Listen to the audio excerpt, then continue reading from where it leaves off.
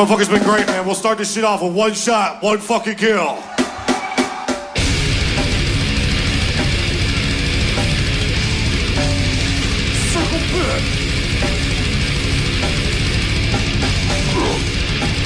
Dying Fetus es una banda norteamericana de death metal formada en el año 1991 y originaria de Maryland, Estados Unidos. Sus letras basadas en la realidad y en temas políticos marcaron el éxito de la banda después de publicar 8 álbumes de estudio. Así que para conocerlos mejor, hoy te traigo 9 curiosidades sobre Dying Fetus. Espero de verdad que lo disfrutes. It's not my fault I'm pregnant and I love drugs.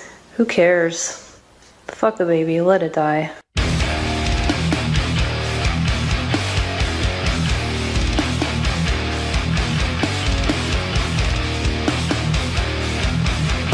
Curiosidad número 1. Un fan de Dying Fetus llamado Nick falleció en el año 2016 en Illinois, Estados Unidos, y su último deseo era que sus cenizas fuesen esparcidas durante un concierto de su banda favorita.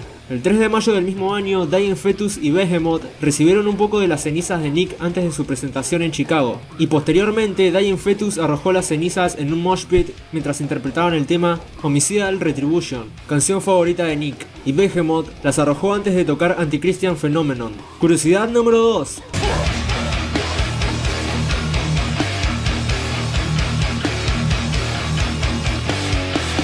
Kevin Talley fue el baterista en vivo de Dying Fetus desde el año 1997 hasta el 2001. También tocó la batería para bandas como Chimaira, Dead y la banda The Black Dahlia Murder, después de que a su baterista de gira Pierre Langlois se le haya negado la entrada a los Estados Unidos por ser de origen canadiense, por lo que fue deportado a su país. Curiosidad número 3. Durante la primera etapa de Dying Fetus, el grupo no lograba conseguir un baterista, por lo que John Gallagher, además de ser el cantante y guitarrista de la banda, tuvo que encargarse de tocar este instrumento para grabar la primer demo del grupo en 1992. Luego, a finales de 1993, conocieron al baterista Rob Belton, con quienes grabaron otra demo, y en 1995 el grupo lanzó su primer álbum de estudio, el cual se tituló Infautation Will Malevolence, el cual no es un álbum de estudio común, sino que la banda simplemente recopiló las demos que habían hecho y las publicaron en forma de un mismo CD. Esto explica el cambio de sonido durante el álbum, ya que las canciones de la 1 a la 5 forman parte del primer demo, y las canciones 6 hasta la 11 son de la segunda demo. Curiosidad número 4. Purification Drug Violence se considera como el primer álbum de estudio de la banda, ya que el anterior solo era una recopilación de demos. Después de grabar este álbum, el baterista Rob Belton salió del grupo y la banda llamó al baterista Casey Buckler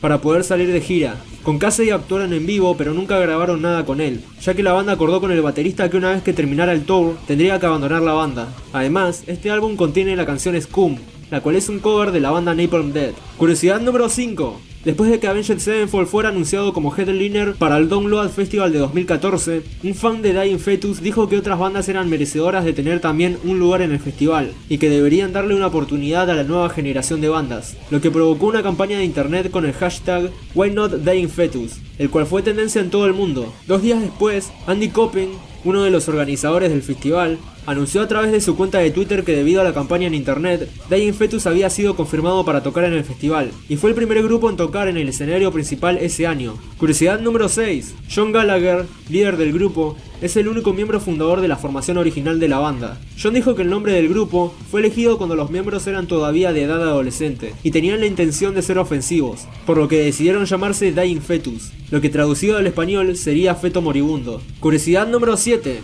Destroyed Opposition es el tercer álbum de la banda de death metal. Con este álbum la banda marca un cambio en la dirección de Dying Fetus, con letras más políticas e izquierdistas, ya que sus primeras canciones tienen letras que trataban más sobre un tema sangriento y gráfico. Albert Mudrian, de la revista Decibel, nombró al álbum como uno de los más importantes lanzados en el año 2000 en su libro Choosing Death, de 2004. Esta revista también los incluyó en su Salón de la Fama, posicionándolos en el puesto 89, y en su top 10 mejores álbumes de la década del 2000. Curiosidad número 8. Poco después del lanzamiento de Destroyed Opposition, toda la banda excepto John Gallagher renunció, por lo que John trajo nuevos integrantes a la banda y grabaron Stop and Nothing.